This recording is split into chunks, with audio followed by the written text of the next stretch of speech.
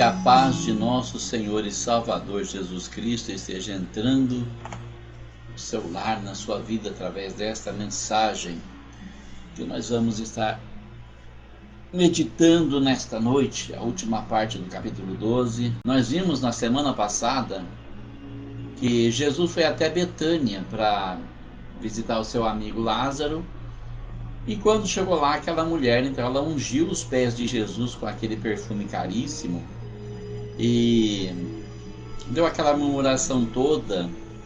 Depois ele saiu e foi para Jerusalém, que era pertinho dali, e quando entrou em Jerusalém, cumpriu-se mais uma profecia que falava que Jesus ia chegar, que o Messias ia chegar sentado num jumentinho. Cumprindo as profecias, então, ele começa agora a se adentrar no templo. E nós vemos que ali no templo tinha alguns gregos, mas tinha um lugar específico no templo que os gregos não podiam entrar, porque eles eram de outra nacionalidade.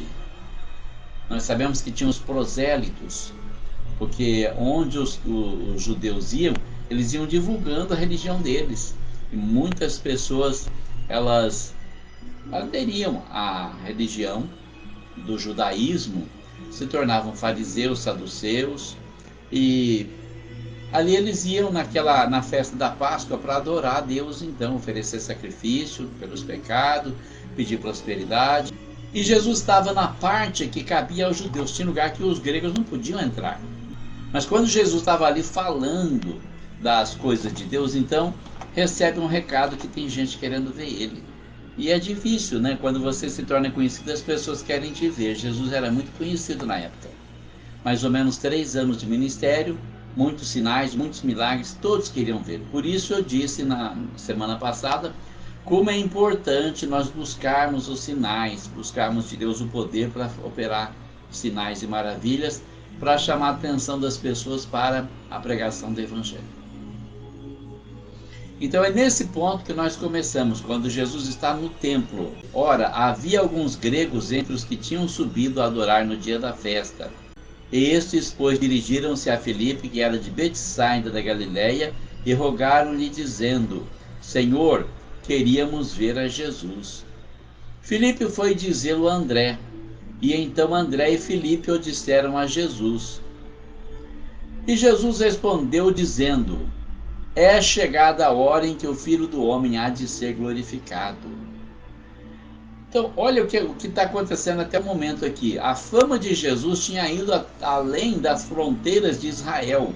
E aqueles gregos que foram para Jerusalém na festa da Páscoa, eles já foram com a intenção de conhecer Jesus, porque por onde as pessoas iam, falavam daquele Galileu que estava operando tantos milagres ali na terra da Judéia.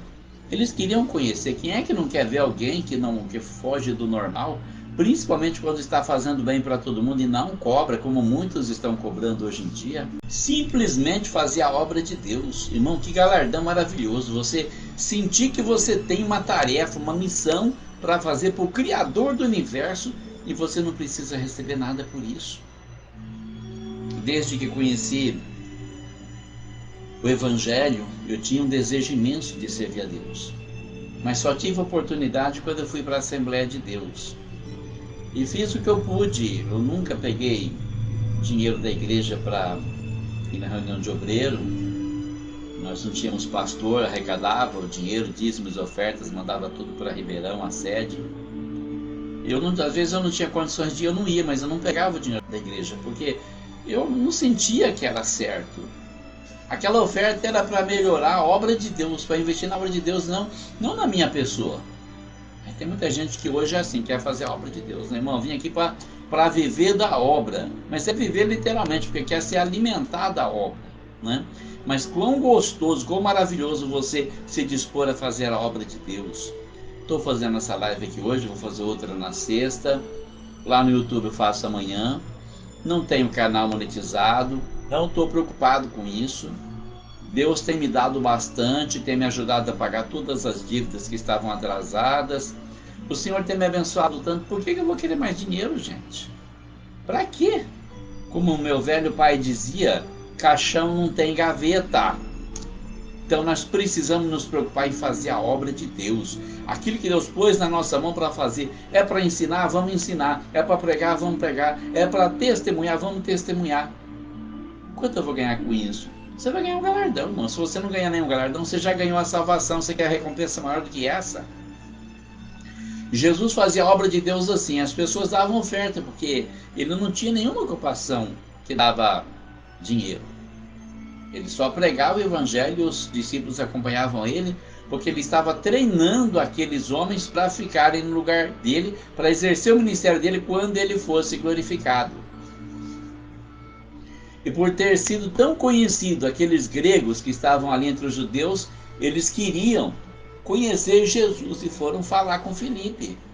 Perceberam que Filipe era um deles.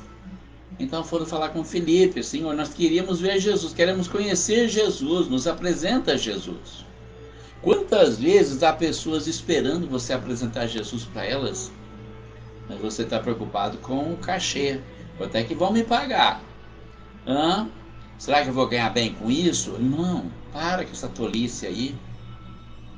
Filipe foi dizê-lo a André, e então André e Filipe disseram a Jesus. Filipe parece que era meio tímido, né? Então chama o irmão dele: André, vem cá, olha, essas pessoas querem ver Jesus. Vamos lá falar com ele. Vão os dois agora. Filipe já mais animado, porque André está com ele. Senhor, tem alguns gregos que querem ver o Senhor. E Jesus não sai correndo: opa, o que vocês querem? Quer autógrafo? O que vocês querem? Não. Ele está preocupado com outra coisa. Ele está preocupado com a obra de Deus. Ele está preocupado em ganhar almas para o reino de Deus. Ele está preocupado em se preparar para fazer o supremo sacrifício que vai perdoar os nossos pecados. Então Jesus lhes responde: é chegada a hora em que o Filho do Homem há de ser glorificado. Nisso ele está falando do momento da morte dele, porque olha, até então, esses 33 anos e meio que ele viveu como um homem, como um mortal, e ele sabia que ele ia morrer. Porque o Espírito Santo falava tudo para ele, uma vez que ele havia se entregado completamente na mão do Espírito Santo.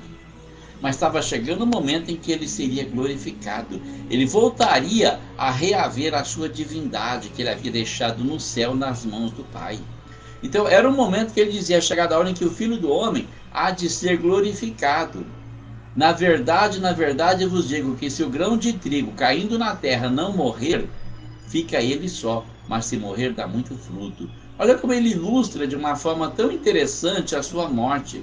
O grão de trigo, se ele cair na terra e ele não for bem plantado, se ele não morrer, não brota nenhum pé de trigo. Mas se ele morrer, dá muito fruto. Por quê? Você joga uma sementinha na terra. Se essa sementinha brotar, vai crescer um pé de alguma coisa, uma planta, que vai dar muito mais fruto do que aquele que estava naquela semente.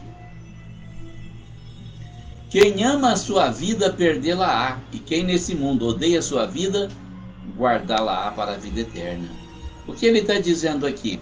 Quem preserva a sua vida, quem fica preocupado com as coisas que tem, quem fica preocupado com bens materiais, essa pessoa perde a sua vida, perde a oportunidade de fazer a obra de Deus, irmão, pelo amor de Deus.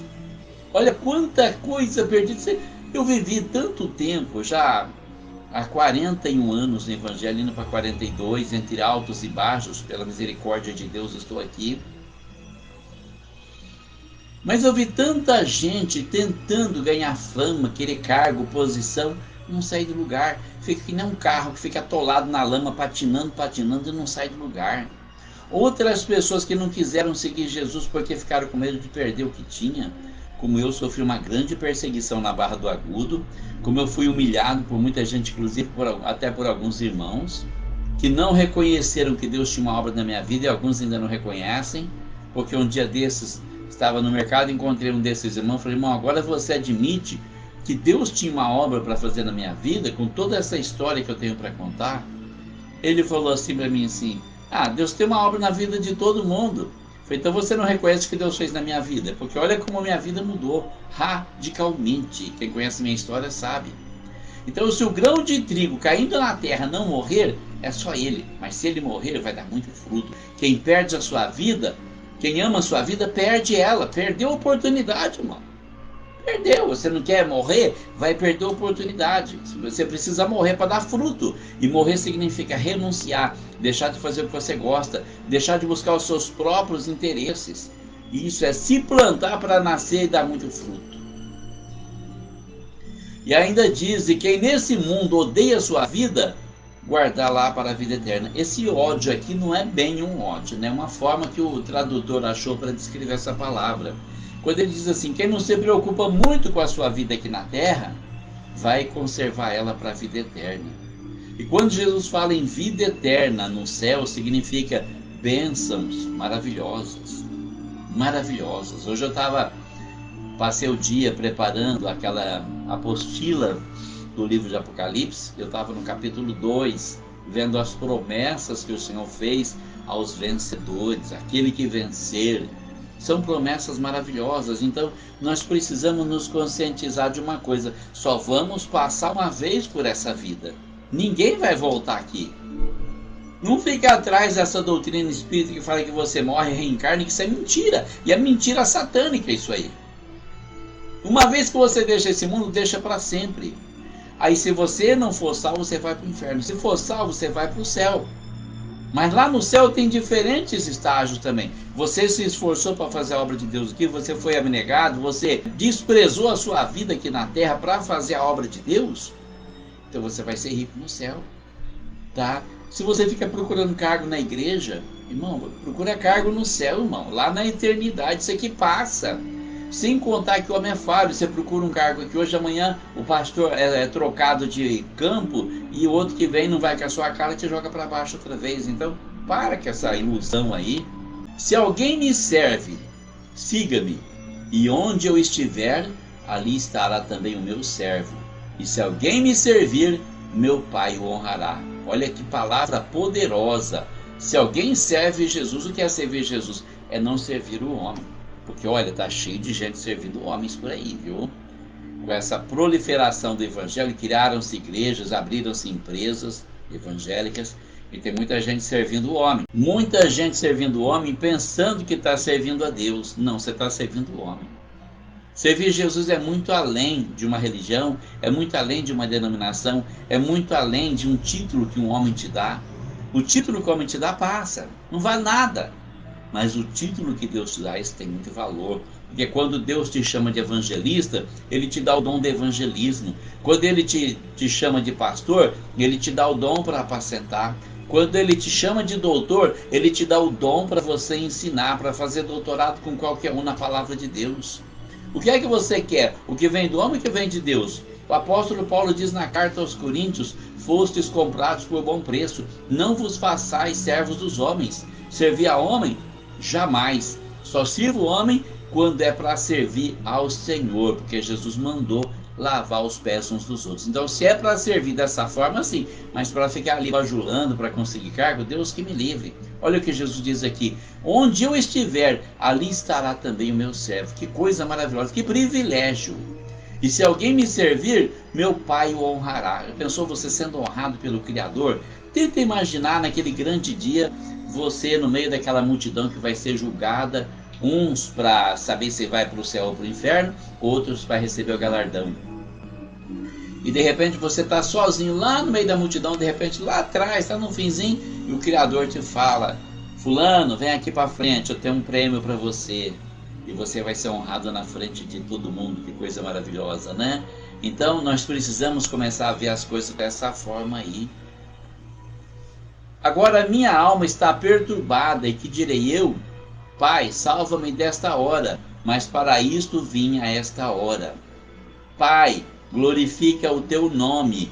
Então veio uma voz do céu que dizia: já o tenho glorificado, e outra vez o glorificarei. Então olha só os sinais acompanhando Jesus. Ele mesmo disse lá no Evangelho de Marcos, capítulo 16, versículos 15 e 16, esses sinais seguirão aqueles que crerem.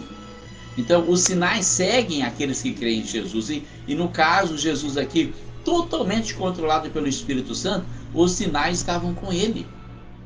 Primeiro ele está fazendo um desabafo: minha alma está perturbada, é porque está chegando a hora dele passar pela morte, e ele sabe que quando ele estiver lá na cruz, ele vai ficar sozinho. Deus vai abandonar ele. Por que Deus vai abandonar Jesus na cruz? Porque se Deus ficar com ele, ele não morre, irmão. Deus não vai permitir que o filho morra, que o filho sinta as angústias da morte. Então o pai se afasta para que ele possa morrer pela humanidade. Então ele sabe disso, ele sente essa angústia e é onde ele faz o desabafo. A minha alma está perturbada. E que direi eu? O que eu posso dizer? Pai, salva-me dessa hora. Mas para isso vim a esta hora. Ele sabia que ele tinha vindo para isso. Pai, me ajuda, me livra disso. Mas não posso pedir isso, Senhor. Quantas vezes nós oramos da mesma forma, Senhor? Eu orei pela minha esposa quando teve Covid. Falei, Senhor, se o Senhor quer uma vida, pega a minha e não a dela.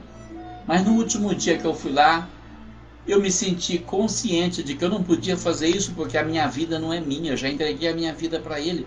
Como eu vou negociar uma coisa que não é minha mais? Então eu disse, faça o que o Senhor achar melhor. Aí o Senhor trouxe ela de volta, totalmente curada.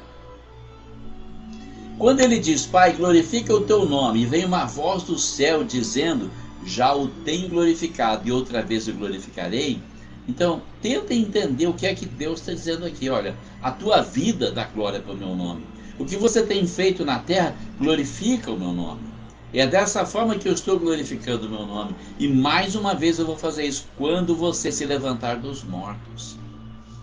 Ora, a multidão que ali estava e que ouvira a voz dizia que havia sido um trovão. Outros diziam, um anjo lhe falou. Então, olha o diferente entendimento ali no meio da multidão. A multidão, uns diziam que tinha sido um trovão, outros diziam que foi um anjo. Aqueles que estavam mais ligados em Deus sabiam que era sobrenatural. Os outros falavam, besteira, é só um trovão. Se é só um trovão, nós vamos ver lá no livro de Apocalipse, quando Jesus aparece e fala com João com a voz de um trovão. E várias vezes você ouve a voz de trovão falando, inclusive lá quando se abre os selos. Respondeu Jesus e disse, não veio esta voz por amor de mim, mas por amor de vós. O que significa isso? Deus não está falando comigo em voz alta para me ajudar, mas para ajudar vocês, para vocês acreditarem que eu sou o Filho de Deus e que através de mim vocês serão salvos. Agora é o juízo deste mundo. Agora será expulso o príncipe desse mundo.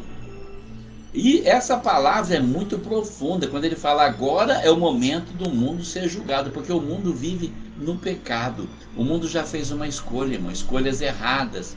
O mundo vive de uma forma muito errada. Realmente nós temos que nos preocupar em agradar o nosso Senhor Jesus Cristo.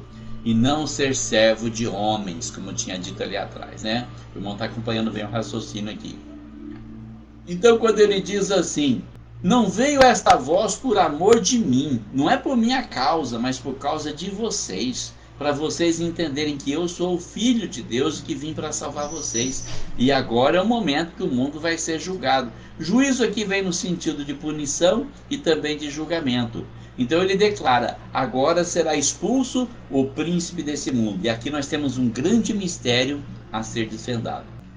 Que mistério é esse? Quem é o príncipe desse mundo que vai ser expulso? Olha, nós sabemos que quando Deus criou a terra, ele formou o homem do pó da terra, deu-lhe uma companheira e disse, olha, o que você chamar vai ser o nome de todas as criaturas. E tudo que o homem deu nome, aquele nome ficou. Mas chega um momento que a mulher vai lá e engambela o marido e leva ele a pecar contra Deus. Então, naquele momento que o homem deu ouvido à mulher, que tinha dado ouvido a Satanás, o homem entrega o comando desse mundo nas mãos de Satanás. Porque Satanás era aquela serpente que persuadiu a mulher. A serpente convenceu a mulher que Deus estava mentindo. Quando a mulher diz assim, olha, nós não podemos comer dessa fruta, porque se nós comermos dela, nós vamos morrer. A serpente diz, certamente não morrereis. É mentira. Deus fala isso para vocês não comer, porque Ele sabe que se vocês comer aquela fruta, vocês vão ser como Deus, conhecendo bem o mal. No momento, olha a meia verdade que o diabo fala. A meia verdade, porque realmente, se a mulher comesse a fruta, ia ser como Deus. Mas não para ter o poder que ele tem. Ia ser como Deus para conhecer o bem e o mal, que eles eram inocentes. Então nisso o diabo não mentiu, foi uma meia verdade. Mas a mulher já entendeu de outra forma, como o diabo queria que a mulher entendesse. Nossa, eu vou ser como Deus, então eu vou ter poder também, vou poder criar um mundo também. Ah, eu quero. O mesmo pecado que Satanás cometeu no céu, querer ser Deus. E aí a mulher vai lá e convence o homem: Deus mentiu, eu comi a fruta e não morri, mas não sabia que Deus tinha falado da morte espiritual, da morte gradativa, porque aqueles dois jovens então começaram a envelhecer e dia após dia foram morrendo até que eles acabaram. E assim a morte passou a todos nós. Envelhecemos e morremos. Não era para envelhecer, no plano de Deus não era para envelhecer. O plano de Deus é para que nós fôssemos sempre jovens, sempre saudáveis, governando esse mundo. Mas o homem entregou o governo desse mundo a Satanás. Então ele é o príncipe desse mundo. Mas nesse momento Jesus diz: agora é o momento de julgar esse mundo. Agora vai ser expulso o príncipe desse mundo. E eu, quando for levantado da terra, todos atrairei a mim. O que ele está dizendo? Que ele seria pendurado entre o céu e a terra numa cruz.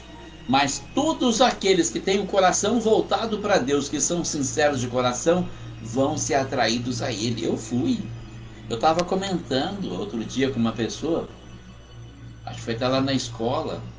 Algumas pessoas não conhecem meu passado e não sabiam que eu tinha sido seminarista. Eu ia ser padre.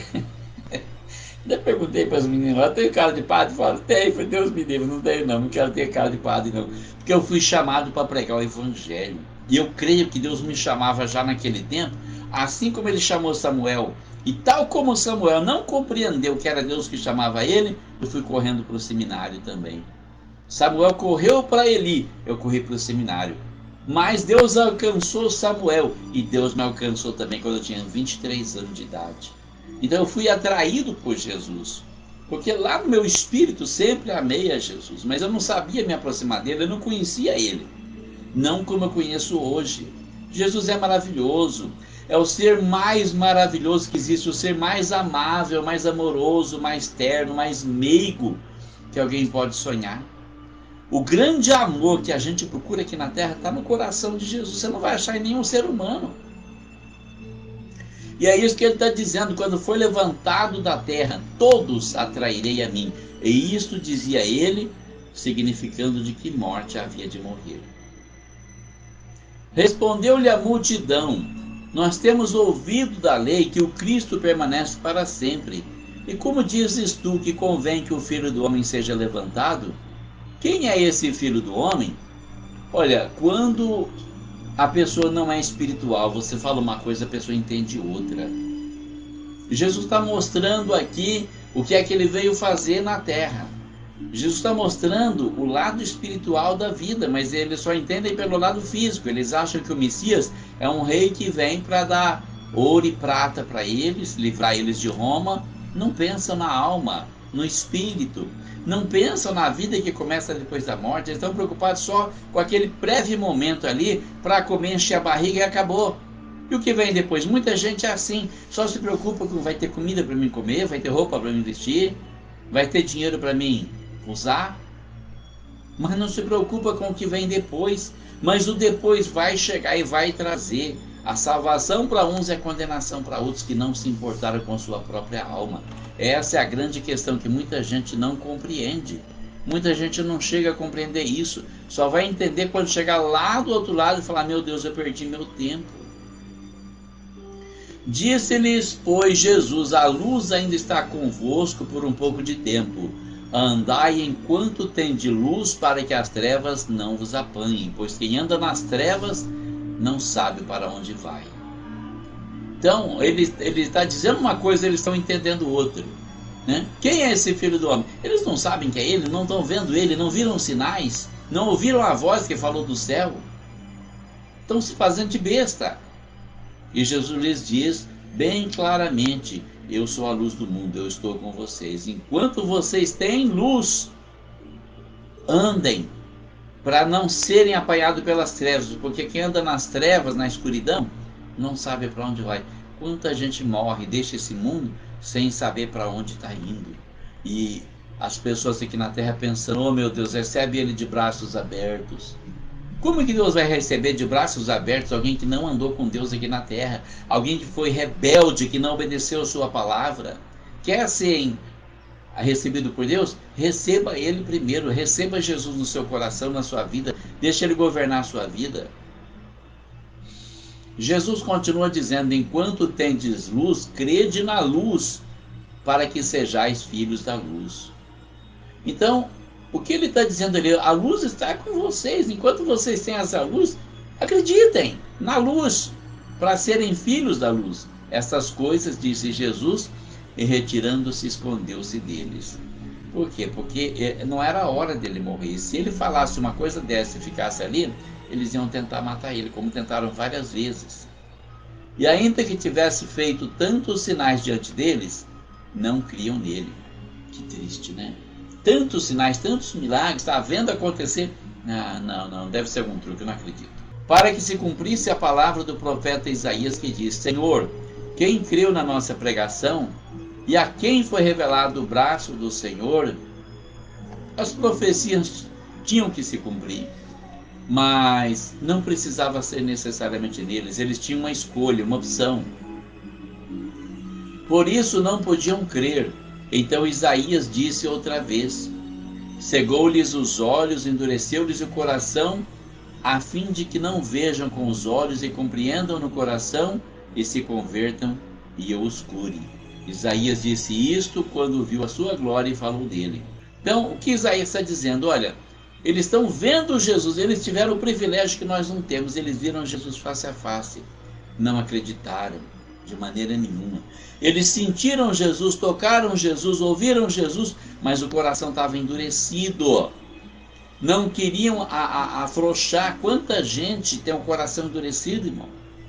Quanta gente sabe que está errado, mas não admite. Não vou admitir, não vou abaixar a cabeça para ninguém. Você vai ter que abaixar aqui ou lá na eternidade, para qualquer pessoa daqui ou para Deus, o que vai ficar muito pior.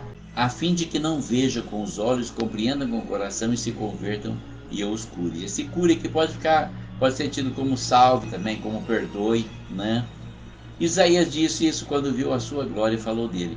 Apesar de tudo, até muitos dos principais creram nele, mas não confessavam por causa dos fariseus, para não serem expulsos da sinagoga, porque amavam mais a glória dos homens do que a glória de Deus. É o que acontecia com muita gente, né? Muitos principais, os fariseus ali, os mais importantes, olhavam aquilo, via aquilo e falavam: nossa, realmente ele é o Filho de Deus. Mas não vou admitir, porque se eu falar isso aqui agora, nós vamos ser expulsos da sinagoga, eu não quero perder meu cargo, né? É o que acontece com muita gente. Olha, se você não fizer o que eu mando, você vai perder o seu presbitério. Eu vou tomar seu pastorado. Eu vou dar baixa na sua carteirinha. Nossa, então deixa quieto, depois a gente acerta. Depois eu falo que eu acredito em Jesus. Depois, quando ele já estiver morto, aí não adianta. É agora que você tem que dar testemunho.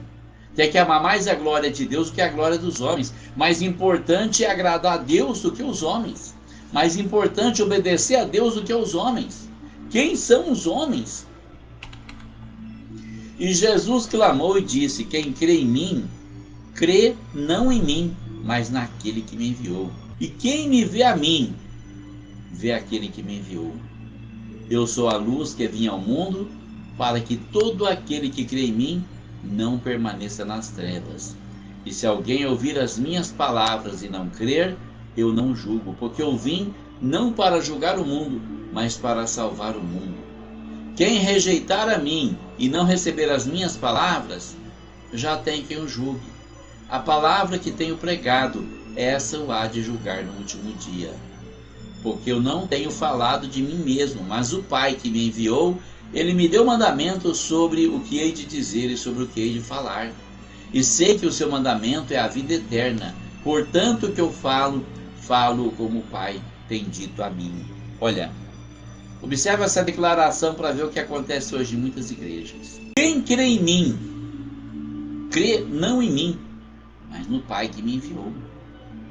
Era uma forma de chamar eles a atenção. Para de amar a glória do mundo. Começa a amar mais a glória de Deus. Quem honrar a mim está honrando a Deus. Então deixa de tentar honrar o ser humano que não pode fazer nada por você. Então ele diz: quem vê a mim, vê aquele que me enviou, porque o Filho é a expressa imagem da pessoa do Pai. Quando Filipe indaga: Senhor, mostra-nos o Pai que nos basta, ele diz: Filipe, eu estou há tanto tempo convosco que não me conheceis a mim? Quem vê a mim, vê o Pai. E como você diz, mostra-nos o Pai? Dá para ficar indignado com uma coisa dessa, porque é muita incredulidade. Então ele declara novamente que é a luz que veio ao mundo, uma luz diferente, uma luz especial, para iluminar o caminho das pessoas, para elas não andarem na escuridão, as trevas da escuridão. Eu já andei nela, irmão. Você não sabe para onde vai. Quando eu comecei a trabalhar na Barra do Agudo, sabia que tinha tanta cobra naqueles canais de irrigação, tinha tanto medo de pisar numa cobra, levar uma picada, não dá tempo de ser socorrido, morrer e ir para o inferno, porque eu sabia que eu não ia para o céu. Como é que eu podia saber? Simples, eu não tinha certeza se eu ia para o céu, então eu certamente iria para o inferno. Andava nas trevas, na escuridão, não sabia que Jesus tinha morrido para me perdoar, não sabia que eu podia ser salvo simplesmente confessando o nome dele. Então ele diz assim: se alguém ouvir as minhas palavras, estou falando as palavras dele agora, se alguém ouvir e não crer, Jesus não vai te julgar, porque ele não veio julgar o mundo, ele veio para salvar. Quem rejeitar a Jesus, quem não quiser receber ele, quem não receber as suas palavras, já tem quem o julgue. A palavra que está sendo pregada nessa noite vai julgar você no último dia. Jesus vai abrir o telão e mostrar para você: está vendo ali aquele homem sentado, está com um furúnculo, no lugar que ele tem que sentar, fazendo sacrifício para transmitir a palavra, e você não quis ouvir, você não quis receber, você rejeitou. Então ele ainda reforça: não estou falando de mim, mas o Pai, o Espírito Santo, que está me inspirando. Ele me deu ordem sobre o que eu hei de dizer e sobre o que eu hei de falar. Reforçando aqui, tanto falando como dizendo, porque é o expresso pensamento de Deus através da sua palavra. Ele diz: eu sei que o seu mandamento é vida eterna, ou seja, a ordem que ele me deu é para salvar as pessoas, é para levar para a vida eterna. Portanto, o que eu falo como o Pai tem dito a mim. Então, a palavra que estou falando essa noite também é como Jesus disse: receba Jesus no seu coração e na sua vida. Você que anda procurando a salvação em tantos lugares, anda por tantos desertos semiáridos, buscando uma palavra, buscando um caminho. O caminho é Jesus. Ele mesmo disse: eu sou o caminho, a verdade e a vida. Ninguém vem ao Pai a não ser por mim. Só através de Jesus você pode ser salvo. Não é uma questão de religião, não é uma questão de doutrina, não é religiosidade, não é formalidade. Para com isso. É um relacionamento pessoal entre você e Jesus. Quando você entrega a sua vida para Ele. E o que é entregar a vida? É só falar: eu aceito Jesus? Não, falar é muito pouco. Você tem que realmente entregar a sua vida. Você tem que falar: Senhor, é isso que o Senhor quer que eu faça? Fala comigo. Ele vai falar com você. Ele vai te mostrar: quero que você faça isso. Ele vai colocar no seu coração: é isso que você tem que fazer. E às vezes você não quer fazer aquilo, mas você vai fazer porque é a vontade de Deus. E você faz a vontade de Deus e não a sua. A sua vontade não conta mais. A sua forma de ver a vida não conta mais. Mas como é que você vê qual é a vontade de Deus? Leia a Bíblia Sagrada. A Bíblia mostra o caráter de Jesus, a forma como ele vê a vida, como ele vê o ser humano, como ele vê tudo que nós precisamos ver, da forma que Jesus vê. Começa a ler a Bíblia e orar e dizer: Senhor, me dá entendimento da tua palavra. Ele vai te dar entendimento. Mas primeiro você precisa reconhecer que só Jesus salva, só Ele te perdoa, só Ele tem poder para te levar para o céu. E se você procurar essa salvação em outro nome, você estará perdido para sempre, porque nenhum outro salva. Como diz lá em Atos capítulo 4, versículo 12, em nenhum outro há salvação, porque também debaixo do céu nenhum outro nome foi dado entre os homens pelo qual devamos ser salvos. Eu vou ficando por aqui. Na próxima semana a gente volta no capítulo 13. Quero pedir para você orar pelo Brasil. Ore pelo nosso país. Está passando momentos difíceis, conturbados, e uma tremenda guerra espiritual que só pode ser vencida através da oração. Não há nada mais que se possa fazer além de orar. Então ore pelo Brasil. Peça a Ele para derrubar essa potestade que está tentando nos escravizar e impedir a nossa liberdade cristã. E eu vou estar orando por você também. Todo dia de manhã meu caderninho verde está aqui, vou estar orando por você. Eu quero te desejar uma boa noite na paz de nosso Senhor Jesus Cristo. Um abraço e fique com Deus em nome de Jesus.